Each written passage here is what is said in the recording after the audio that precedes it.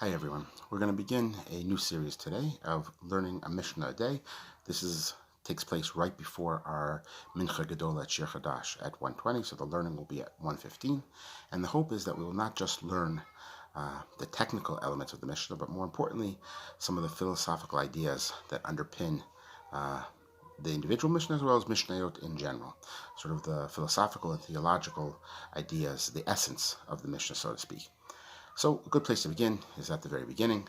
The first Mishnah many of you are familiar with from Berachot begins, Me'emetai korim et Shema ba'arvit. When do we begin reciting the evening Shema? And then the Mishnah goes on and gives us a technical answer. From the moment the Kohanim enter in order to eat their special holy food. Why not just give us an actual time? In the language of the Mishnah, they could have said, Tzeit Kochavim, when the stars go out. That's the time when you can recite Shema. Why complicate matters by saying when the Kohanim actually enter in? After all, it's not really when the Kohanim enter in that we're concerned about. We're concerned about Tzeit Kochavim, when the stars come out and see them. That's when the Kohanim would go in. So it's sort of teaching us the lesson once removed. The Kohanim go in because it's Tzeit Kochavim, not the other way around. So why not just say Tzeit Kochavim? This emphasis on eating, by the way, appears later in the Gemara as well, that other possible ideas are not just when the Kohanim go in to eat their special foods, but there's a suggestion is when the poor would go in and eat their foods. Another suggestion is when you're a common individual, when the Bnei Adam would normally go and eat. That's the time. Now, in all these instances, again, it's the same question. It's Tzeit Kochavim that we're really interested in. That's the time period that's of relevance. Why mention and connect it to when people go in and eat their evening meal? So in order to answer that question, I'd like to ask another question. This is actually a question asked by Rav Yaakov Nagen in his book, Nishmat HaMishnah, The Soul of the Mishnah. He says, why do we say the Shema twice a day? I mean, I know it says that in the Torah to recite it twice a day, in the morning and evening, but what's the theological underpinning? Well, why do we have to declare our faith in God twice a day? That's what the Shema is like. It's like a pledge of allegiance. It's accepting the Ol Malchut Shamayim, accepting the yoke of heaven. So why do we say it twice a day, in the morning and evening? It isn't just saying it in the morning is enough.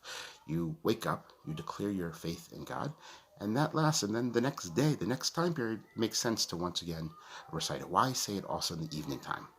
So one of the traditional answers is, very simply, that you're sort of bookending, you're creating a framework in the morning and in the evening. It's proof that everything that you did during the course of the whole day was under the rubric of declaring your faith in God. So it's a bookend, and the parameters, everything takes place within there. But there's another possible way of understanding this as well.